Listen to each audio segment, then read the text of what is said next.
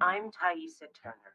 And as state senator, I want to lead New Jersey out of the wilderness and back to the economic prosperity we all deserve.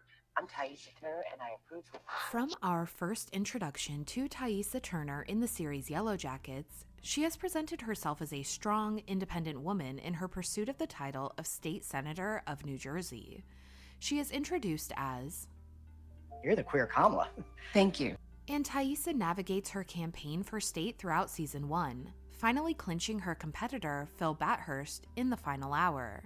However, the stress and pressure from her race for office weighs heavily on her mental state, finally compounding into a personality disorder that she had also experienced in the past while under extreme duress. Presenting as multiple personalities or possibly dissociative identity disorder. The writers have not presented an official diagnosis, which leaves room to explore the cause of her shifting personalities and whether or not it is caused by something supernatural or truly a mental condition. You don't know anything about me. The symptoms Taissa struggles with cause her to sleepwalk, hallucinate, to act out, stalk her son and linger outside of his window, frightening and traumatizing him, and to harm their family pet. And those are just some of the things we are aware of. As the series progresses, Taissa's symptoms worsen, ultimately driving her to severely injure her wife, Simone, in a car accident and to leave her behind in the hospital while she seeks out her ex-girlfriend. Taissa also sees visions of her alter personality or of the man with no eyes, who has haunted her since her childhood and perhaps her grandmother before that. Taissa's alter personality has caused her to do some incredibly dark things, though she seems to be working towards an unknown goal as part of these horrific actions. Taissa's condition accelerates over time, seeing visions of wolves outside of their home and while at political events, and eventually she does something terrible to their family dog. Taissa awakens from her alter state outside of her house, in the garden, where she has a bloody dog bite on her hand, and the next day they realize their dog Biscuit is missing. Taissa believes that she may have let the dog out of the yard, but we find out it was something far more sinister. Taissa had set up a magical altar in a crawl space in their basement, where she had sacrificed Biscuit, offering his head and heart to whatever magical force she was working with. She had also placed her son's favorite doll on the altar after gouging out its eyes. So the altar appears to be dedicated to the man with no eyes, who has appeared to Tai in times of desperation. Taissa wins her campaign for senator in the season 1 finale, after making the impressive offering to the man with no eyes just prior to election night. Taissa runs as a liberal Democrat, her platform focused on education as well as gay rights. Well, now this is what a power couple should look like, don't you agree? Well, that's why we're together. And women's causes. Women's causes, for Black causes, for Black women's causes. However, Taissa doesn't exactly practice what she preaches when we take a hard look at her actions. Her mental state continues to deteriorate even after she wins the election. She causes the car accident that put Simone in a coma and has completely abandoned her son, Sammy. So her priorities surrounding gay rights and family clearly don't take precedence when her alter personality takes over. Taissa's campaign slogan was to lead people out of the wilderness and back into economic prosperity, but her actions may indicate that she is leading her people, herself and Van, and even Shauna. Lottie is no longer in a mental institution. She's actually running a wellness center upstate, and Natalie and Misty are there. And actually, I'm on my way there right now with Van. Hi, Jeff. From economic prosperity back into the wilderness. By season 2, Taissa has completely disregarded her responsibilities, including her role as senator, consumed by her own campaign of chaos. After Natalie's death, Lottie said that the wilderness was satisfied with their offering. Van has cancer, and the fandom speculates that Natalie's death may take the place of her own, so to speak, and perhaps save her life. The power of the wilderness is still unclear, but sacrifice and blood are key to appeasing it and gaining favor.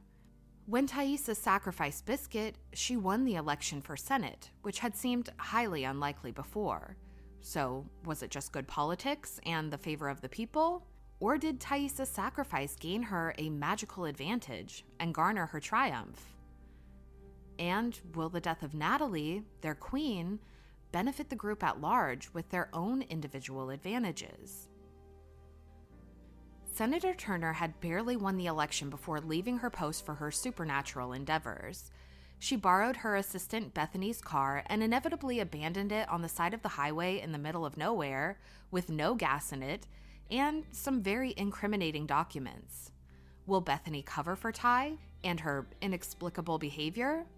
Or will she take advantage of the opportunity and collect some dirt on the dirt eater?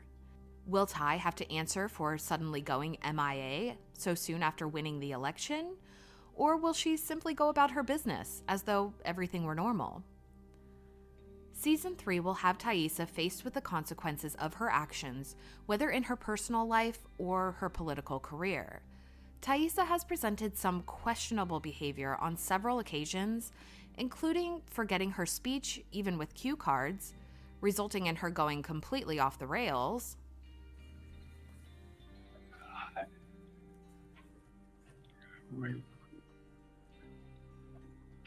I guess I should clear my mind here a little bit and not say what I'm really thinking. Or forgetting where she is, operating completely on some basic motor function to complete her unconscious mission. About the significance of the passage of time. The significance of the passage of time. Passage of time and passage of time.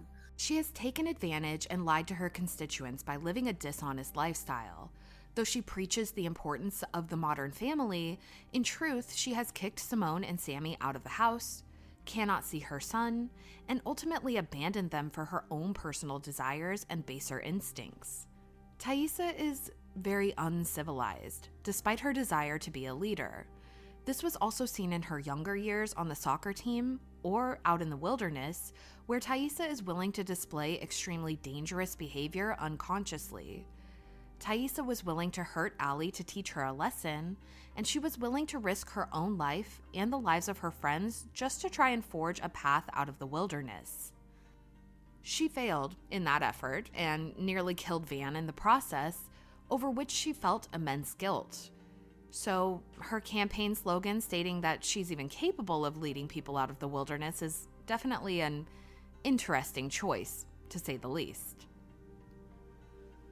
Whether intentionally or not, the Yellowjackets creators have written Taissa to perfectly emulate the current state of politics. When she was called the queer Kamala, it wasn't exactly a compliment, and that becomes more and more clear each day. Taissa, like Kamala Harris and the administration she works for, made big promises with little follow-through once she got into office. The moment Taissa won the election, she abandoned her duties and pursued her own priorities. She promises to lead people out of the wilderness, but her actions are in direct opposition to that statement. She leads people right back into the wilderness.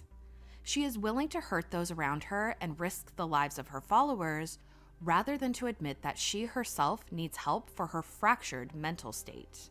But I forgot I didn't sign the order. All that talk and no action. However, the idea that Taissa somehow benefits from her offerings to the wilderness is a very interesting twist to the whole story. Could Ty continue to use this to her benefit and to elevate her career even further? And if the man with no eyes is who Taissa worships and follows, does she ultimately submit to him and her power as well? Is the man with no eyes directing Taissa so that he becomes all-powerful, ruling over nations by working through her? It is an interesting concept to examine because Taissa's platform supports modern liberal values versus traditional conservative values, which would lean into Christian ideals. The man with no eyes certainly exudes a certain terrifying, unearthly, demonic vibe, so this reveals yet another complex layer to Taissa's political values and her goals through her connection to the man with no eyes. To prevent sleepwalking, Taissa mentally and physically drains herself by not sleeping, drinking tons of coffee, and taking pills, presumably uppers, to keep herself awake.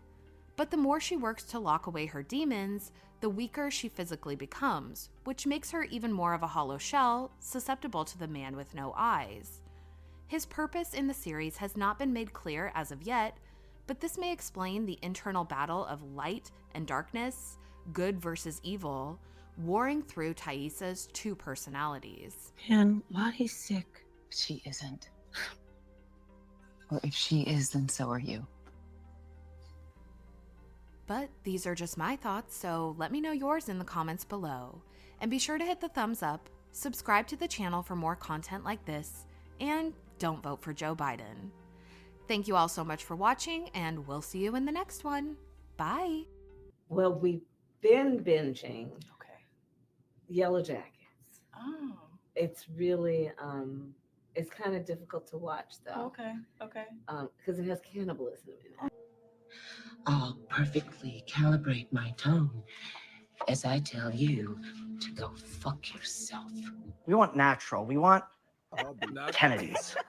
Wah, wah, wah. Yeah, exactly.